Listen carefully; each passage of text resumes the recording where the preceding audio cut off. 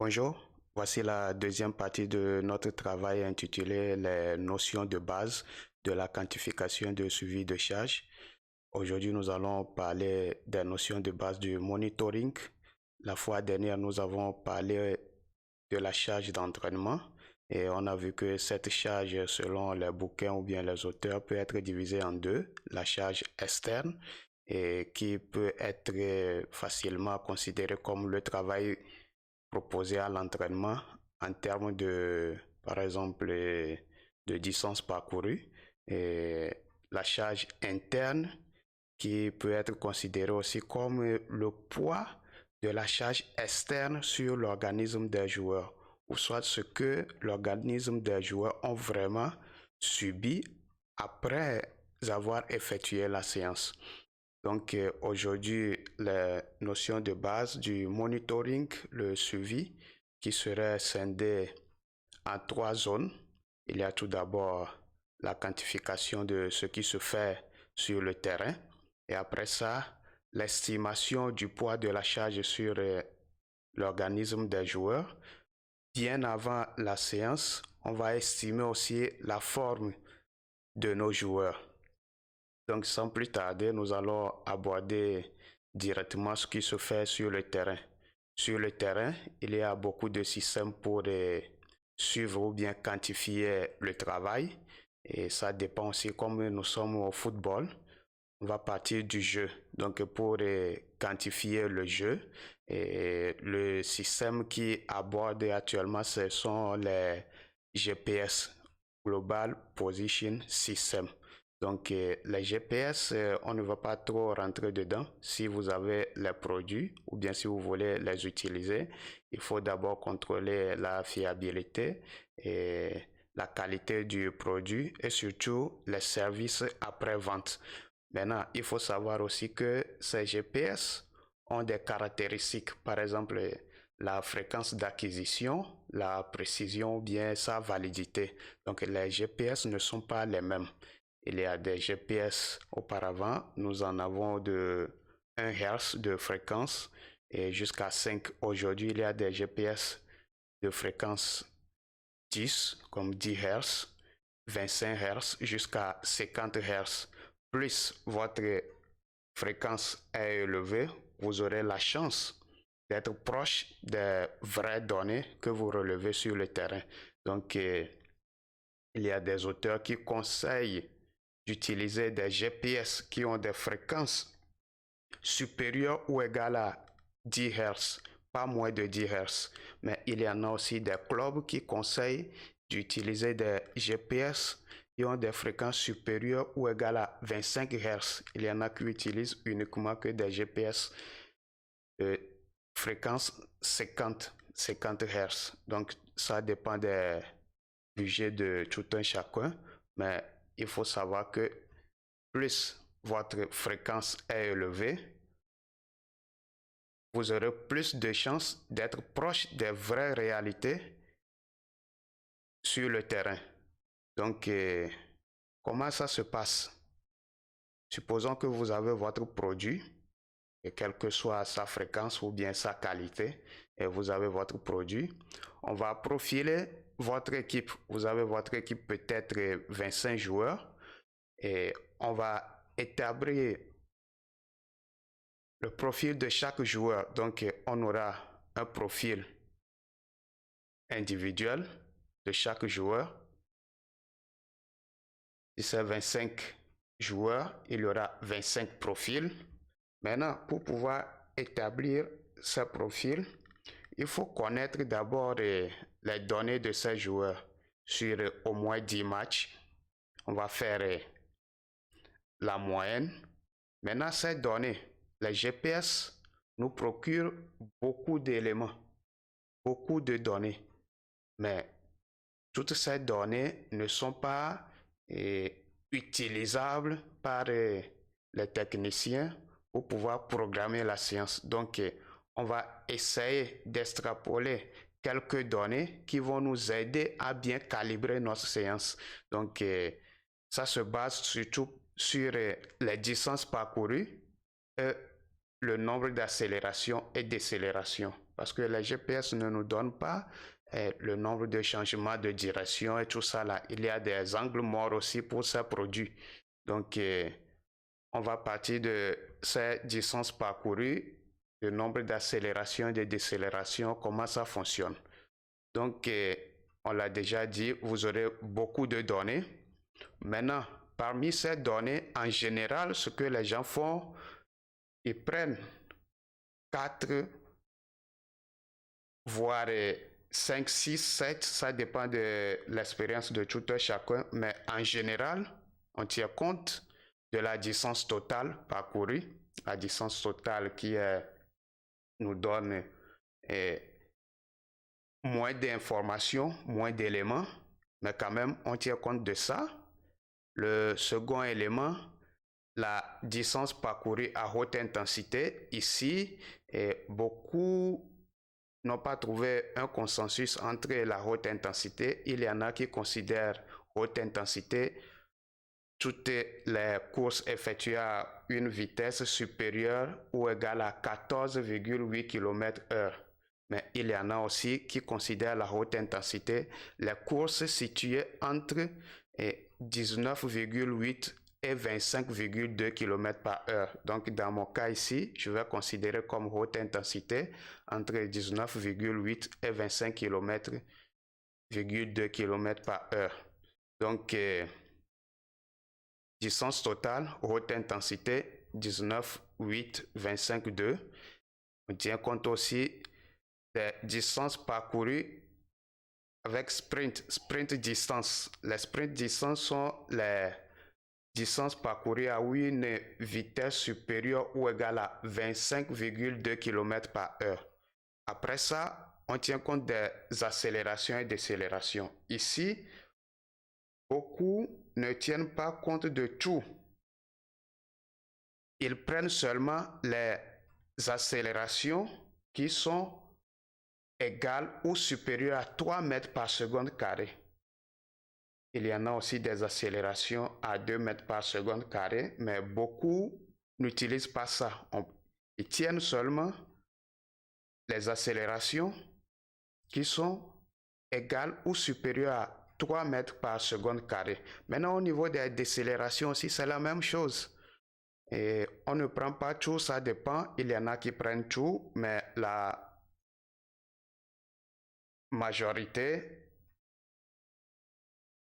utilise seulement les décélérations qui sont inférieures ou égales à moins 3 mètres par seconde carré. Maintenant, pour profiler votre joueur, on peut utiliser ces 5 éléments: la distance totale, la distance à haute intensité, sprint distance, nombre d'accélérations, nombre de décélérations. On va voir maintenant le sens de la publication.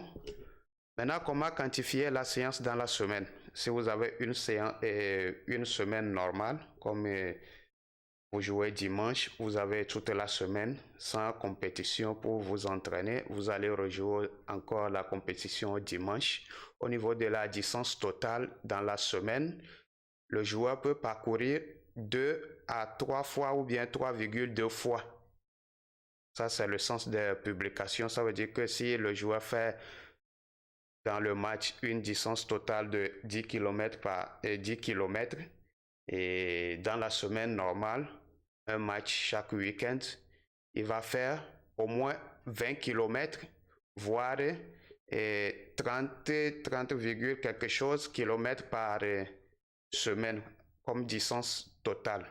Maintenant, au niveau des distances à haute intensité, là-bas, sont les courses entre 19,8 et 25,2. Et le joueur, dans une semaine normale, il peut faire 2 fois ou bien 2,2 fois. Donc, par exemple, s'il fait comme distance à haute intensité 500 mètres, il va faire 2 fois, ça fait 1000 ou bien 2,2 fois dans une semaine normale. Au niveau des courses, au niveau sprint distance, les courses supérieures ou égales à 25,2 km/h, là-bas, Dans une semaine normale, le joueur peut faire une fois ou bien 1,2 fois. Maintenant, au niveau du nombre d'accélérations, ici, on tiendra compte seulement des accélérations supérieures ou égales à 3 mètres par seconde carré. Dans une semaine normale, le joueur peut faire 3 fois ou bien 3,2 fois jusqu'à 3,4 fois. Au niveau du nombre de décélérations, on va tenir compte aussi des décélérations inférieures ou égales à moins 3 mètres par seconde carré. Dans une semaine normale, avec un match chaque week-end, le joueur peut faire 3, voire 3,2, voire même 3,4 fois. Ça, c'est le sens de la publication. Maintenant, ça dépend de la forme de chaque joueur. On peut modifier ça selon votre expérience aussi. Ça, c'est ce qui se fait sur le terrain via les GPS. Maintenant, on va voir en dehors du terrain, avant la séance et après la séance, comment estimer la forme des joueurs pour pouvoir savoir quelle quantité il faut les appliquer, ou bien après la séance pour pouvoir comprendre l'organisme du joueur, le poids de la séance sur cet organisme. Maintenant, là-bas, le suivi se fait via les questionnaires. Comme base sont les questionnaires. Après les questionnaires, si on note quelque chose qui ne va pas, le staff médical peut procéder sur le plan clinique pour faire des analyses. Mais la base, ce sont les questionnaires. Maintenant, tout juste après la séance, on va demander la perception des joueurs. Si vous avez la chance d'avoir les joueurs chaque fois avec vous, vous pouvez les questionner un à un directement. Mais si vous n'avez pas cette chance, vous pouvez utiliser l'échelle de Borg où les joueurs peuvent vous donner un numéro, l'échelle de Borg réduit, située entre 0 et 10, et pour vous donner ce qu'ils ont ressenti, leur ressenti après la séance. Est-ce que vous comprenez? Maintenant, si vous utilisez l'échelle de Borg, là-bas, il faut faire attention parce que chaque joueur doit donner son numéro par rapport à sa perception. Il faut essayer de suivre la tendance. Ça veut dire que si le joueur vous donne régulièrement sur une séance élevée 7 ou bien 6, il faut voir le jour que la séance est aussi élevée. Si le joueur vous donne maintenant 9, il faut aller voir ce qui ne va pas. Normalement, pour une séance élevée, le joueur, par exemple, vous donne régulièrement 6 et 7. Le jour qui va vous donner 9, il faut comprendre que quelque chose ne va pas. Ou soit si c'est des séances de récupération, le joueur vous donne pratiquement 4 et 3 pour les séances de récupération. Si dans une semaine, il vous donne par exemple 7 pour pratiquement les mêmes charges, et il faut comprendre là-bas que quelque chose ne va pas. Maintenant, au niveau d'avant-séance, avant la séance, c'est la base même, c'est l'indice de Hooper qui va se baser sur la fatigue, l'humeur, la quantité, la qualité du sommeil, les DOMS, douleurs musculaires, et le stress. Donc, l'indice de Hooper même, c'est 4 éléments: stress, DOM, douleur musculaire, qualité du sommeil et la fatigue générale. Donc, avec votre expérience, vous pouvez ajouter d'autres éléments, par exemple ceux qui travaillent avec les jeunes. Si vous avez noté que après les devoirs à l'école, les jeunes sont tellement fatigués, vous pouvez ajouter aussi dans les questionnaires s'ils ont fait un devoir, s'ils ont un devoir programmé, ou bien je ne sais pas, par exemple, si vous savez qu'il y a quelqu'un, joueur qui a toujours mal du genou, a un problème de genou, particulièrement dans son questionnaire, on peut mettre cet élément là dedans. Donc ça, ici, On parle seulement de la base. Maintenant, en fonction de votre expérience ou bien de ce que vous vivez, vous pouvez augmenter ces questionnaires selon votre gré et ajouter d'autres choses dedans. Par exemple, au niveau des filles, moi, je conseille d'ajouter aussi les dates des règles menstruelles pour pouvoir monitorer aussi leur état de forme, dans quelle phase elles se trouvent pour pouvoir comprendre leur perception. Peut-être au niveau des filles, une fille vous donne pour une charge, une séance très élevée, elle vous donne régulièrement 5. Maintenant, dans une semaine, pour pratiquement la même charge, elle vous donne 8.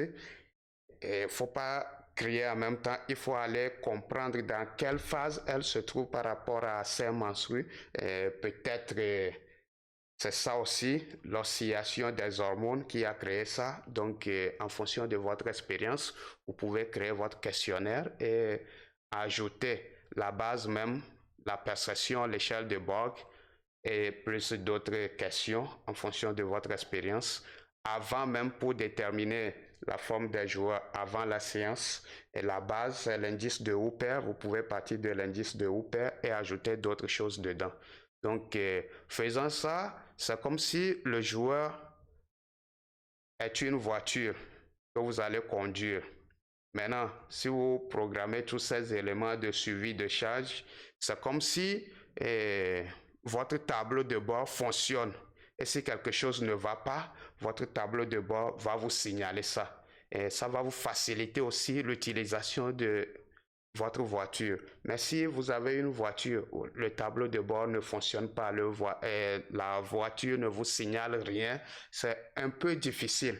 Donc, je conseillerais surtout les centres de formation, les académies, les équipes de jeunes à initier ces jeunes à la perception, à l'utilisation de l'échelle de Borg et à l'utilisation de l'indice de Hooper. Et pourquoi pas au niveau des jeunes, et les éléments peuvent être aussi la couleur des urines, hein, parce que c'est l'hydratation, si le jeune n'est pas bien hydraté, ça peut changer la couleur des urines. On peut voir ça à partir de la couleur des urines. Et d'autres choses aussi, c'est une éducation, même au haut niveau, on tient compte de ce feedback des joueurs, de la part des joueurs, et sur leur perception après les séances, et bien même avant les séances sur l'indice de Hooper pour connaître à peu près leur état de forme. Donc, merci pour aujourd'hui et merci pour votre attention. Nous allons revenir sur quelques notions aussi de suivi prochainement. Mais pour aujourd'hui, nous allons nous arrêter ici. Merci beaucoup. Ciao, ciao.